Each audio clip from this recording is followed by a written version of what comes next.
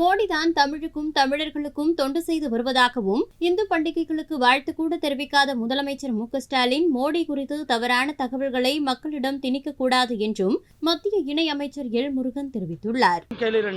திமுகவும் தான் மேல ஆட்சியில் இருந்தாங்க. எப்பயாவது அவங்க பொங்கல் விழா கொண்டாடி இருக்கார்களா?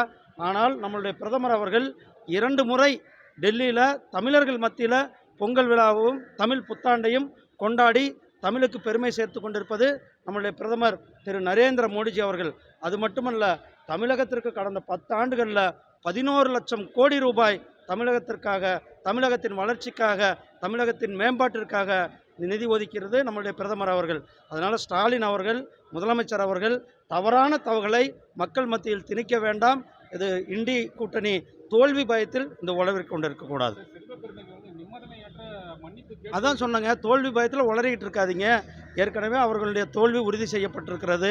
பாஜக இந்த 5 கட்ட தேர்தலில் நாங்கள் எங்களுடைய மெஜாரிட்டியை கிராஸ் செய்து 400க்கும் மேற்பட்ட தொகுதிகளில் வெற்றி பெற்று 3வது முறையாக ஆட்சி அமைப்பது உறுதி செய்யப்பட்ட ஒன்றாக இருக்கிறது. அந்த தோல்வி பயத்தில் ஸ்டாலின் அவர்களும் காங்கிரஸ் அவர்களும் உளறி கொண்டிருக்கிறார்கள். நன்றி.